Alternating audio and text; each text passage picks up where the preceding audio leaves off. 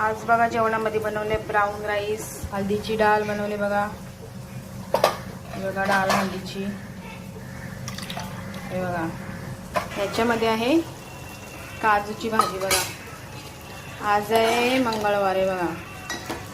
ओल्या काजूची भाजी केलेली आहे. हे बघा भात बघितला, डाळ बघितली. आता इथं बनवते साधा राईस. हे बघा साधा राईस होते आणि कुंजासाठी इथं फिश होते. असे एवढे पदार्थ सगळ्यांना वेगवेगळे बनवायला लागतात. हा कुंजला बनवले, हा राईस आम्हाला बनवले आणि ही भाजी पारसला आणि मना बनवले, हे खात नाही.